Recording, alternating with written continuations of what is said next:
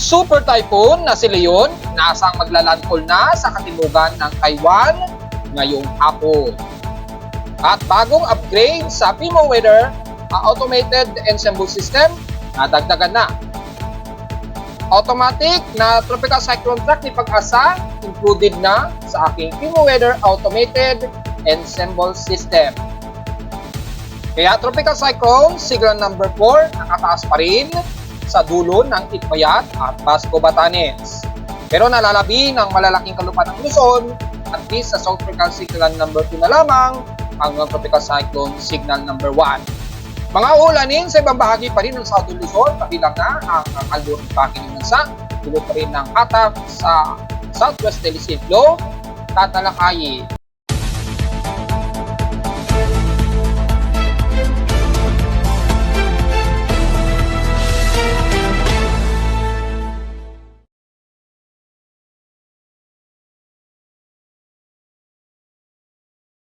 Hello! Magandang tanghali po mga folks. Welcome po muli sa ating Daily Weather Bulletin at Analysis para sa huling araw na ng October at Huwebes ng October 31, 2024. Ang oras ng ating boss ngayong tanghali ay alas 12:26 na ng tanghaling tapat. Ito po, courtesy po sa video ng isang shooter ng Batanes. Makikita po ang traffic ng titik ng binabayo ngayon dyan sa Batanes, Bukod Island.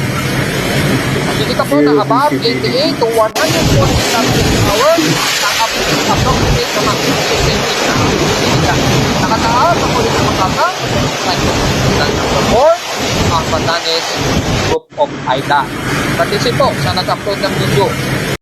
Mataas ngayon ang concentration ng water vapor ayon na rin sa ating Doppler radar imagery. At makikita sa most of kanluran ng Luzon, medyo nagkakaroon ng water vapor. Well, dahil na rin sa tuloy-tuloy na transferring o travergence o yung pagtawid ng Southwest Delicate Flow na nagdudulot po ng maulap na yung papulin sa atin dito sa Luzon, kasama ng Metro Manila at Calabarzon at kalurang bahagi po ng Northern Luzon. At dahil dyan, mga kalat-kalat pa rin ang pag-ulan at may mga pagkilat at pagkulog pa rin ang inaasahan ngayong maghapon po, bago mag-araw ng auno bukas. Sa ating lightning detection system, as of 12:25 ngayong tanghali, ay nasa mahigit na po o nasa exact of 62 lightning strikes, karamihan dito sa bahagi ng kaluran ng Mimaropa at northwestern Luzon. At ingat po dahil mga pagkulog at pagkilat ngayon ang madalas umiiral. So expected ang mga ilang mga kalat-kalat na pag-ulan. Sa ating current conditions, overcast, gloomy, humid po. So, medyo malamig na humid po ito And mostly cloudy po ang umiiral dito sa amin sa Caloocan. So, asahan sa maghapon sa Metro Manila. So, sa mga maagang nagpupunta ngayon sa puntod ng inyong mga mahal sa buhay, ay wala naman tayong inaasahan na magiging masungit na panahon. Madalas lamang medyo gloomy tayo at makulimlim dahil sa medyo maulap pa rin dito sa Metro Manila. So, asahan pa rin ang mga ilang bugsuan pa rin ng hangin dahil pa rin sa southwesterlies. At dahil sa mostly cloudy, asahan na mas makulimlim ang ating maghapon pa rin. Sa lowest temperature na tala, ako weather station kanilang 12:16 ng madaling araw. Nakapagtala kami ng lowest of 27.2 degrees Celsius. Kahapon, nasa 30 degrees Celsius lamang ang pinakamataas na namin na temperatura kahapon ito ng umaga at 11:13 a.m. So, wala tayong magiging komento sa aming heat index. Nasa 38 degrees Celsius lamang ang halos stationary namin na pinakamababa o pinakamataas na namin rather na heat index ito since kahapon. Pero kung itatabi natin sa PX Extremes and past 24 hours, nangunguna naman pa rin ang Davao City Airport sa may 35.3 degrees Celsius ang pinakamataas na temperatura.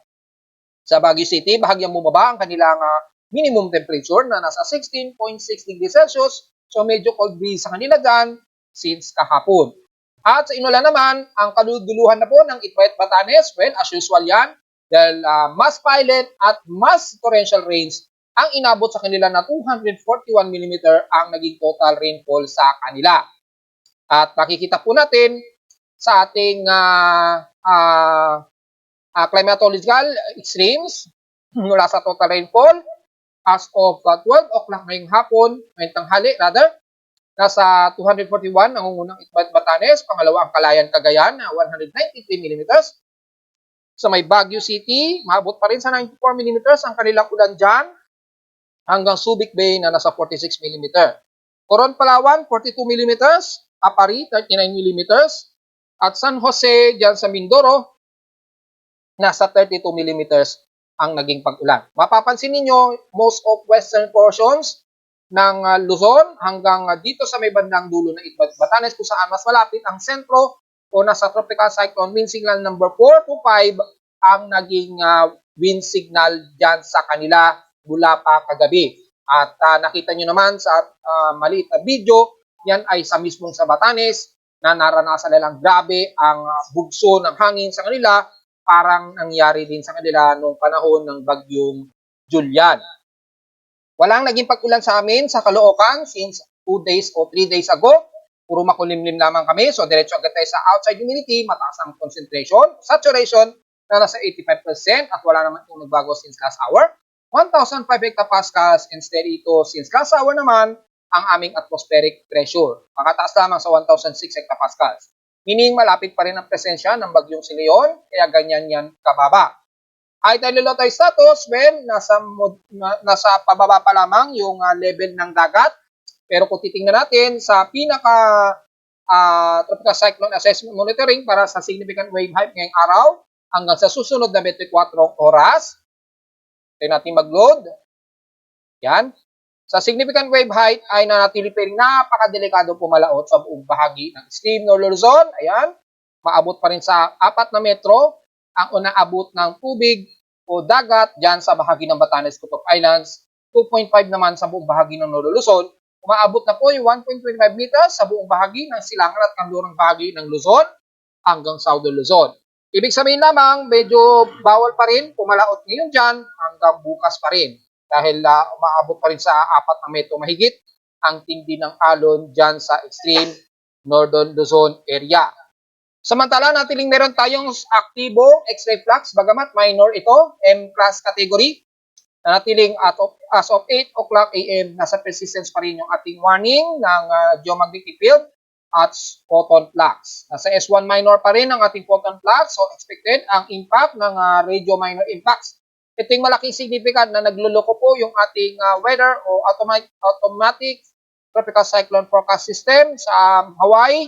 Kaya nagluloko dahil po sa patuloy pa rin na epekto ng ganitong events ng solar radiation at geomagnetic field. Tuloy-tuloy kasi yan eh.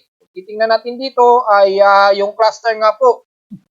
Kung maalala ninyo, yan, nabanggit natin yung cluster na yan ng sunspots ng haring araw mula AR 3870 hanggang AR 3876 to 3865 o 68. Yung cluster na yan, sunod-sunod pong nagre-release ng mga solar flux at solar flare, yung radiation. So, tuloy-tuloy at na hindi nakayanan siguro, nagkaroon siguro ng backup plan, lalo na ang GOS satellites, so nag-temporary, nag-hibernate muna ito siguro. Kaya sunod-sunod. Hanggang ngayon, nagloko na naman. So, nagkaroon na naman malamang ng hibernation ng mga GOS satellites. Hindi ko alam si Himawari. Kasi marami namang satellite ang Himawari satellite. Tapos, mayroon na naman tututok sa atin na cluster ng sunspots, AR3878 at 3879. So, maaaring ito ay tututok na naman sa mundo. So, natiling mataas ang ating sunspot number at 200. Yan. Malawak po. Ibig sabihin yan. So, nag-maximum ito kaninang 11:30. 1.0 naman. Medyo minor lang naman siya, pero dahil mahaba at matagal ang kanyang radiation, medyo nagkakaroon ng backup lamang ang ating mga satellite sa outer space. Kasama na rin yung para maiwasan ang low drag sa mga latitudinal sections kapag bumababa ang mga satellite sa pinaka-lower latitude ng Earth. So mapapansin natin mula kaninang madaling araw, pumitik sa mahigit 7 watts per cubic meter yung kanyang ghost X-ray flux natin. Yung solar radiation, yan, kasama ng solar radiation at yung possible na minor radio blackout, nakataas. Ayan, patuloy pa rin na mataas ang solar radiation na S1 category pa rin. So, yung 10 EeB, ito yung mas crucial sa mga satellite systems at mga astronauts sa outer space, kabilang na sa International Space Station. So, ito yung medyo masakit ang ulo sa kanila, itong photon tax na yan. Mula pa noong October 26, nagsimula ang hirit nitong solar radiation at nag-maximum peak nitong 28, October 28, at nag-descend na siya simula noong October 29. At hanggang sa kasalukuyan ay patuloy pa rin na nasa S1 category yung solar flare ng 10 MeV. Kaya ito yung rason kung bakit medyo nagloloko yung mga weather satellites dahil karamihan naglo-low and upper latitude ang ikot ng mga satellite. Pag sinabing low altitude and upper altitude, yung pa-North Pole and South Pole po yung ikot ng mga satellites. Kasi syempre kinukuha yan yung buong side ng mundo eh. Hindi naman pwedeng side to side ang ikot ng satellite. So most especially yung ikot ng satellite, pa-North Pole din South Pole. Paikot yan sa Earth. So syempre yung malakas na magnetic field at ng solar radiation, most especially dyan yan sa North Pole and South Pole. So pag dumadaan yan sa North Pole, nagkakaroon ng hatak dun sa poleward na tinatawag, yung latitudinal poleward. Kasi yung distortion ng magnetic field malakas yan. So nawawala ng coordinates yung satellite habang ito ay umiikot. Ganun po katindi yan. Kung sisilipin ninyo sa pinaka SOHO EIT, makikita nagdi-disrupt yung camera ng sensor. Di ba minsan nakikita niyo yun? Ganun po kalakas ang solar flare ng haring araw na ito. Wala tayong magagawa dahil ganyan po ka-powerful ang ating haring araw. Bagamat hindi matindi ang tama sa magnetometer natin, care of NOAA, hindi matindi, hindi gaya kahapon, pero expected pa rin na magtutuloy ang geomagnetic activity. Mas malakas lamang sa ngayon ang solar radiation, hindi masyado sa geomagnetic field. So patuloy ang ionospheric TEC range dito sa Mid-Pacific at Southeast Asia. So apektado ang Pilipinas, kaya medyo nagkakaproblema sa Mid-Pacific at yung transmission ng mga data mula sa satellite kasama na ang Hawaii, kaya nagluluko yung automatic cyclone forecast system. So may idea na kayo kung bakit mga folks. Sa ating almanak naman, sumikat ang haring araw kaninang 5:51 AM at inasang lulubog ito mamayang 5:27 PM. At diretso kagad tayo sa ating local weather outlook dahil new moon, pa-new moon na po yung buwan. So wala tayong magiging report muna dyan. Pero palubog pa lamang siya, ayan nasa elevation of 51 degrees. Sa ating local weather outlook para ngayong Huwebes, huling Huwebes na po ito. Bukas ang Biyernes, ang 1 na po ng November. So ito na ang huling Huwebes ng ating Oktubre, which is maraming naging bagyo ang nagdaan, which is pumasok nga po yung ating analysis. For month of October na nagkaroon nga tayo ng malakas, puro malalakas na bagyo kung babalikan ninyo ating monthly tropical cyclone analysis. Sa ating VC forecast, paulan pa rin ating himpapuid ngayong araw, asahan pa rin ang mga pag-ulan, well, 100% chance daw. Kung di man dito sa amin, malamang karating Metro Manila, matik na yon. Bukas ng unang araw ng Biyernes ng November, naasahan nga po na magiging partly cloudy rin ang maghapon, 90% ang chance ng pag-ulan. Highest and lowest temperature expected, maglalaro sa 31 degrees Celsius, and lowest temperature expected ay nasa 24 degrees Celsius. Hindi na natin babasahin yung local weather advisory kasi 4 AM pa lamang yung huling report niyan ni Pag-asa. So, tingnan nyo na lamang sa aking Facebook page yung latest report kasi masyado nang awkward kung babasahin pa natin to.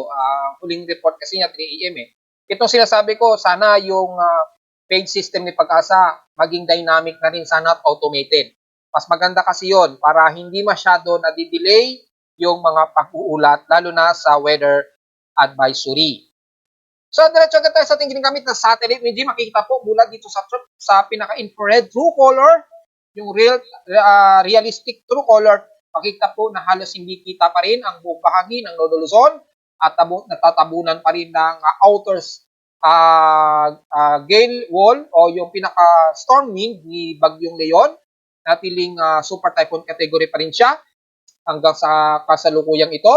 At makikita po na binabayo pa rin ng husto ng Tropical Cyclone Wind Signal number 4 ang bahagi ng Batanes Cupot Islands at inaabot pa rin ang bahagi ng Babuyan Islands at dyan sa dulong-dulo ng Cagayan at northern ng Ilocos Norte. Siyempre, damay na rin ang bahagi po ng Apari. So, ingat po sa mga kababayan natin dyan. Asahan pa rin ang masusungit na bugso ng hangin. At mapapansin ninyo, hindi masyado matinding buhos ng ulan. Kasi nga po, ay paliwanag ko na yan kung saan nakatutok ang mataas na quadrant ng upper left side. So, dito sa upper right side, typically, sa dagat ito, malapit sa may bandang Eastern China, ang matinding buhos ng ulan. Pagdating sa may bandang Batanes, bugso lang hangin. Kasi medyo transcending pa lang ang hangin dyan. Kaya mapapansin nyo, gabing hangin lamang mararamdaman nyo yung sipa ng hangin. Wala masyadong ulan, konti lang. So, na-explain na natin ng ilang beses yan. At makikita po sa pinaka-infrared na heavy rain potential. Tingnan natin yung heavy rain. Ayan. Heavy rain potential ay ang nakatutok lamang sa Batanes Cupot Island. Ang nakakaranas sila ng halos torrential rainfall pa rin ngayon. Ayan, kitang-kita po sa satellite imagery. So, kung titingnan natin ng mas malapitan, di bale, unti-unti nililipat ko na sa isang map, hindi na Google Maps ang gagamitin natin. OpenStreetMap na. Kaya unti-unti nililipat ko na isa-isa yung ating mga program script. Siyempre, it takes time dahil mahirap po mag-reprogram na naman pag naglilipat tayo ng mga ganitong system from Google Maps to OpenStreetMap. Kasi nagpapabayad na kasi si Google Maps. Kaya medyo pagpasensya niyo muna kung medyo may mga ganyang watermark. Pero patuloy pa rin na functional yung ating system. So, diretso tayo mula sa heavy rain potential. Kung titingnan natin ng mas malapitan, ayan, bababa natin yung opacity. Sapul na sapul pa rin ang Itbayat Batanes hanggang Basco Batanes na nakakaranas ng grabe ang sipa ng hangin. Maabot pa rin sa more than 80 to 140 km per hour ang expected assurance na hangin na tinatamaan dyan sa Itbayat Batanes. At kasama na ang violent rain showers. Kaya mag-iingat pa rin sa mga kababayan natin dyan sa taga-Itbayat at Basco, Batanes. Pero mula dyan sa bahagi ng Babuyan Island at the rest ng Extreme Northern Luzon, mula Pagudpod ng Ilocos Norte, Apari, yan, Apayao, at the rest ng Cagayan ay at least mga ilang light to moderate lamang dahil mas mataas po ang wind upper na nahahatak ng hangin. Kaya mapapansin ninyo hindi masyado matindi ang buhos ng ulan sa inyo. Yung concentration ng ulan mas malakas lamang dito sa pinakamalapit sa sentro. At mapapansin niyo nagkakaroon na ng eye wall replacement center, nagkakaroon na, lumilitaw na naman yung pinaka-outer lining ng bagyo na si Leon. So nakikitaan na natin ng cyclone replacement o eye wall replacement center. So ito na yung pinaka-maximum peak niya bago ito mag-landfall dito sa bahagi nga po ng Taitung, Taiwan, sa bandang katimugan ng Taitung sa southern Taiwan. So sa mga Pinoy natin dyan, nakakaranas na kayo ng mas matinding torrential rain showers sa halos buong Taiwan. Ingat po mga folks. Pero mula din sa bahagi ng Northern Luzon, mula Apari ay mga ilang light to moderate showers lamang ang nakikitaan natin dito. Magbabase natin sa sa rainfall, makikita hindi masyado matinding ulan ang naranasan.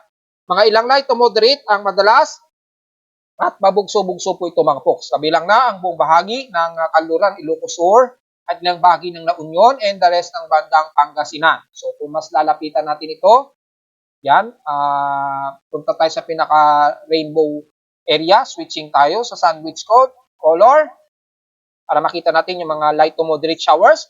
Nakaramdaman pa rin ng mga taga Baguio, yan, La Trinidad, Benguet, kasama na ang Ifugao, yan, hanggang dito sa bahagi ng eastern portions ng Isabela sa Palanan, mga ilang light to moderate showers din ang nararanasan ninyo dyan, bandang Alaminos, Bolinao, hanggang dito sa may bandang Kanluran ng Zambales, malapit dito sa area ng Masinloc at Agno, nakakaranas pa rin kayo ng mga ilang light to moderate showers ang nakikitaan natin dito. Wala pa masyadong heavy rain showers. So, hindi pa rin natin masyado nakikitaan.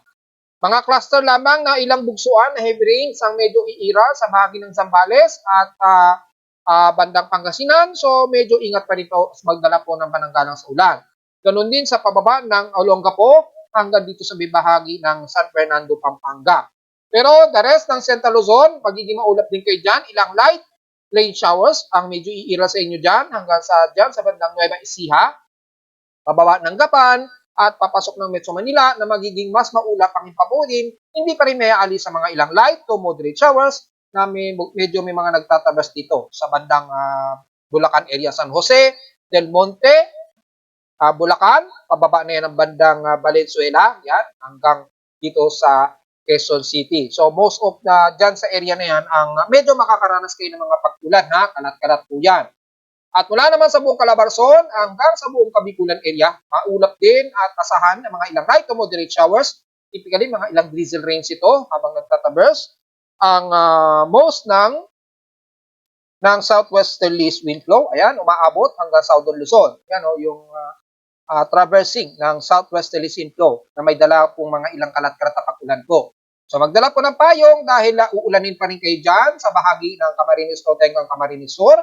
Maliban lamang sa parte ng Sorsogon sa dulo ng Legazpi hanggang dito sa Matnog, medyo katamtaman tayo dyan. Pero hindi mawawala ang isolated rain showers, kabilang na ang bahagi ng Catanduanes.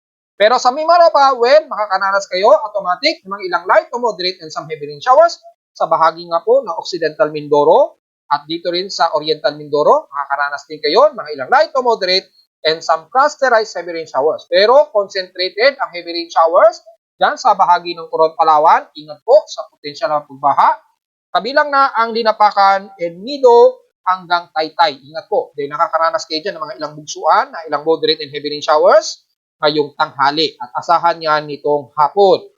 At mula naman sa bahagi ng Occidental Mindoro, nakakaranas ng ilang moderate and clusterized heavy rain showers ang Kaluya at Bulalakaw hanggang Mansalay. Extending na sa bahagi ng South Luzon, kasama na ang Romblon, Tabias Island, kasama na ang Sibuyan Island. Yan, damay-damay na yan.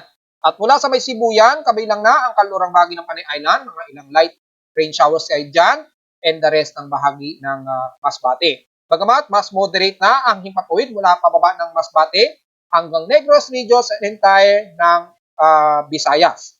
Mga katamtaman, pero partly cloudy to mostly cloudy iral mula sa bahagi ng Bacolod, patawid na yun ng Cebu, Bohol, the rest ng Leyte at Eastern Samar. Typically, isolated and light rain showers ang medyo iiral sa inyo dyan. Walang masyadong kaulapan tayo nakikita base na rin sa real-time satellite imagery na ating ginagamit. Pero maalinsangan naman pagdating sa Mindanao, bagamat may mga ilang partly cloudy ang nakikitaan tayo dito, pero expected humid at maaraw na panahon sa halos buong bahagi ng Mindanao. Medyo maulap lamang sa Northern Mindanao area, pero the rest, magiging maaraw at humid po ang iiral sa halos buong sentro ng Mindanao, pababa na yan ng Davao del Sur. So mga ilang isolated lamang na mapag-ulan. Pero generally, magiging mas humid kayo dyan at mas maaraw, kabilang nasa Zamboanga Peninsula. Expected aabot sa hanggang 35 degrees Celsius ang magiging temperatura ninyo, kabilang nasa City of Davao and the rest ng Sorsogon area, Davao de Oro, kabilang na ang Compostela Valley and the rest ng Caraga area. Magiging partly cloudy to mostly cloudy ang medyo iira sa bandang Dinagat Islands at Siargao, pero generally magiging maaraw din sa inyo dyan, kabilang na sa buong bahagi ng Surigao del Norte. Ganon din sa bahagi ng Surigao del Sur na medyo makakaranas ng may ilang maulap at isolated na rain showers ngayong hapon, pero hindi masyado nagtatagal, mga pabugsuan lamang dahil klaro na po ang ating kalangitan dyan, makikita po hanggang sa extension na po ito ng isla ng Palau, klaro na po ang himpapuwid natin dyan. So medyo mataas na ang concentration ng alinsangan dyan. Hindi katulad sa bahagi ng Luzon, kasama kami sa Metro Manila, na nakakaranas pa rin ng partly to mostly cloudy dahil nga po sa malawak na southwesterly inflow o yung monsoon trough na nahahatak pa rin ni super typhoon na si Leon. So, diretso agad tayo sa ating ginagamit na computer-generated tropical cyclone sector.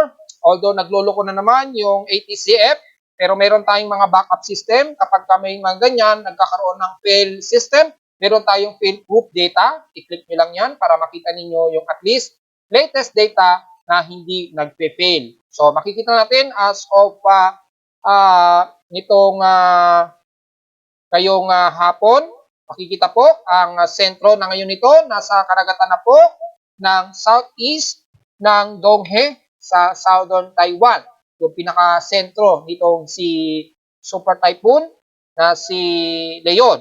o Kongray sa international name. Maximum sustained winds, 194 kilometers per hour, Category 3. Category 3, super typhoon pa rin sa atin sa Pilipinas, pero Category 3 typhoon na po ito sa international category. Bugso ng hangin, 243 kilometers per hour, central air pressure, 938 hectopascals pa rin. So, kumikilos pa rin ito pa northwestward.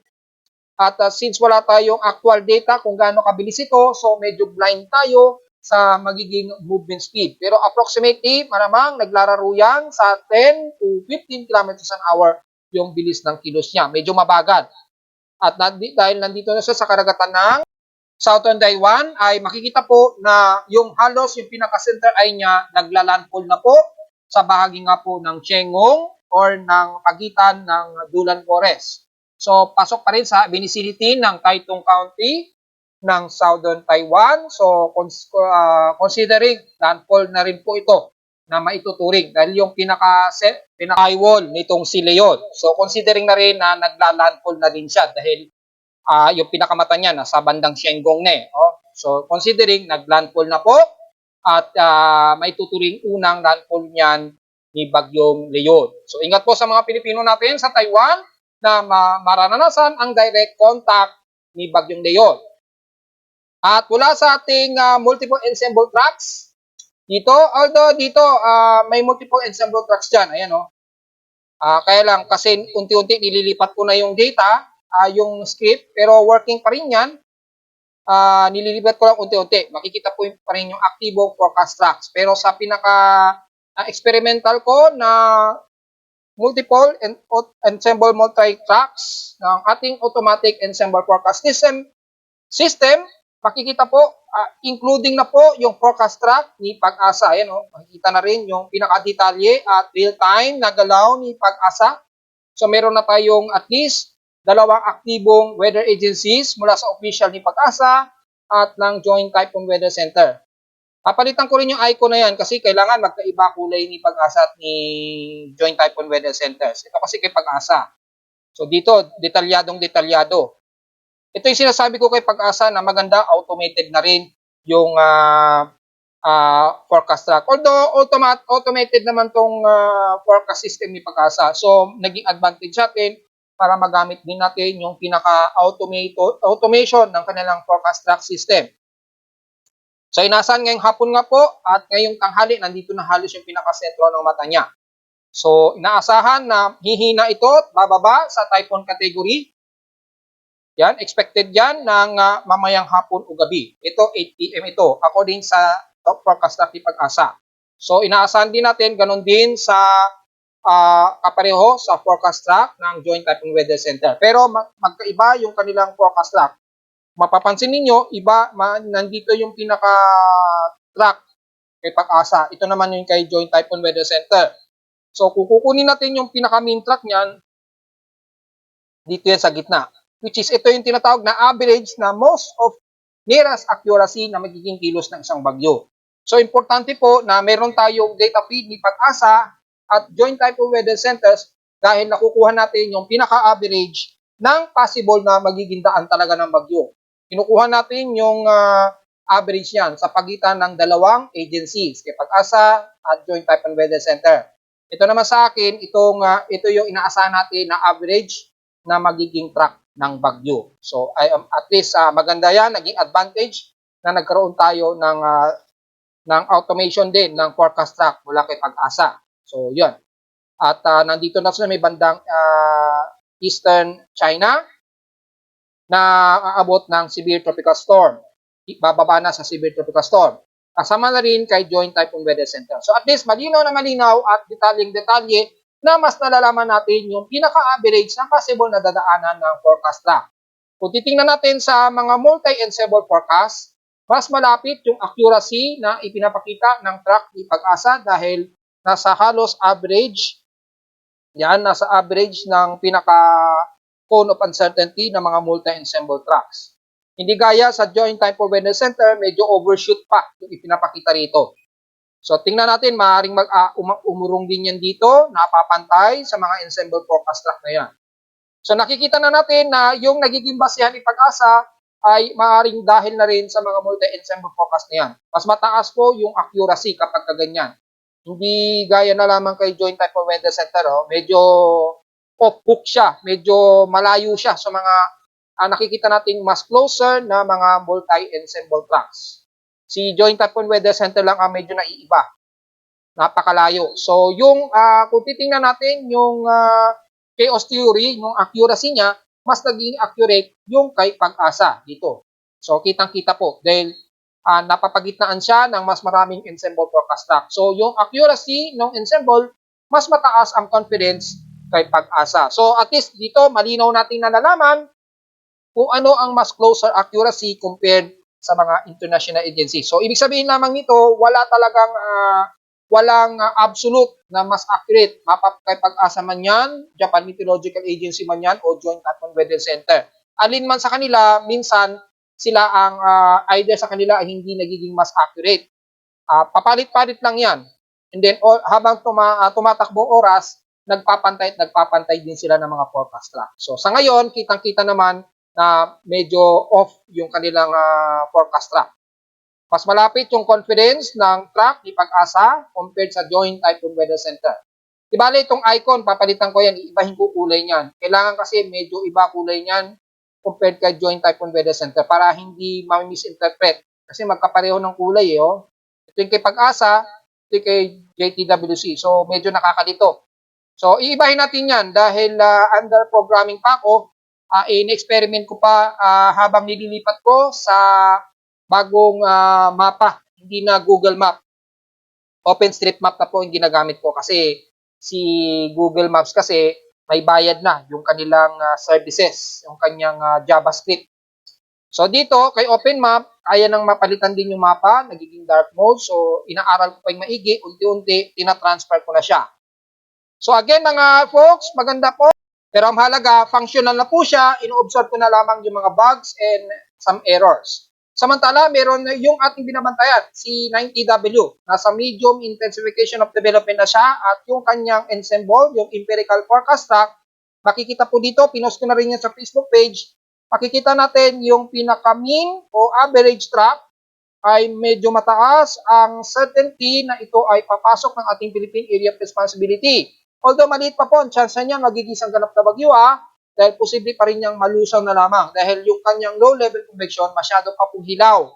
So tingnan natin mga folks, within 48-hour period, kung ito ay tuluyang magiging aktibong low pressure area. Sa ngayon, at least merong empirical na forecast track tayo nakikita na yung pinaka-confidence na may chance na daw na pumilos ito kahilagang kanluran at papasok ng ating PAR ay medyo mataas. So tingnan natin, obserbahan muna natin ito mga folks. Hindi pa natin makukonclude sa ngayon ito kung ito ay magiging isang ganap na bagyo. Just in case, ay bantayan natin ito magi sa mga susunod na oras o within 48-hour period.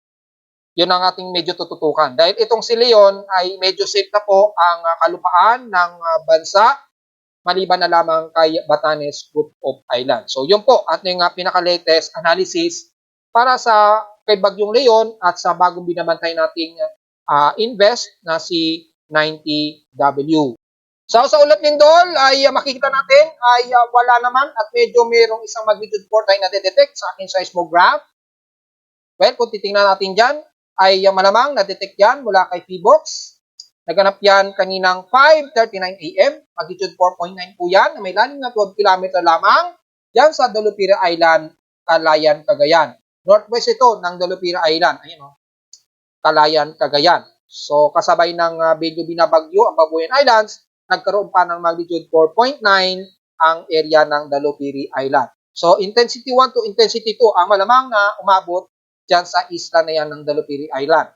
So, hopefully, walang masyadong nagkaroon ng cracks and damages sa mga structure dahil medyo mababaw po ang naging pagyanig niya. So far, yan lamang na itala na magnitude 4.9, halos magnitude 5.0 po ito. Hindi naman umabot ng 5.0. At na-detect yan ng aking seismometer. Ayun So, kaninang alas 5 nga po yan, mga 5:39 AM ang naitala. At mula sa ating total earthquakes sa huling araw po ng October, pero hanggang till 11:59 PM pa po ito para makumpleto. Kung titingnan natin historical earthquakes,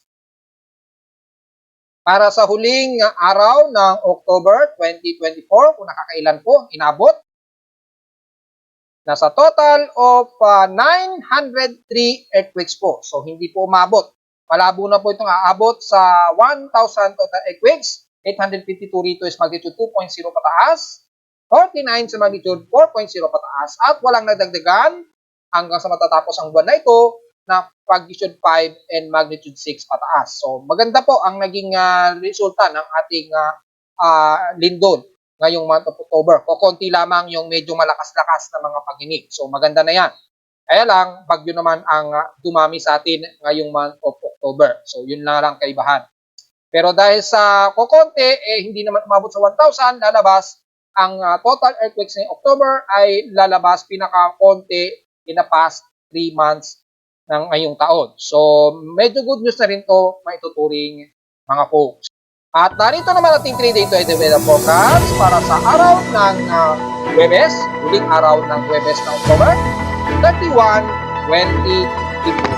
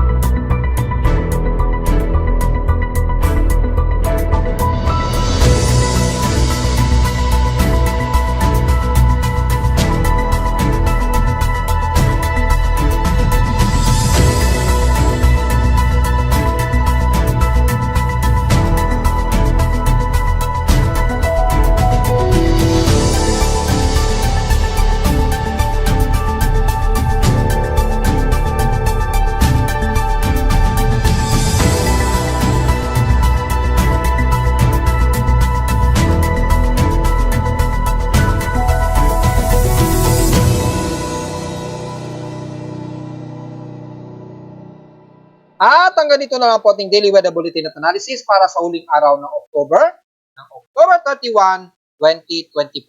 Huwag po kalimutan na mag-like, share, and subscribe po sa ating YouTube channel. Visit naman anytime sa ating website na www.timoweather.com para sa iba pang detalye na gusto malaman na hindi natin isama ngayong tanghali sa ating report.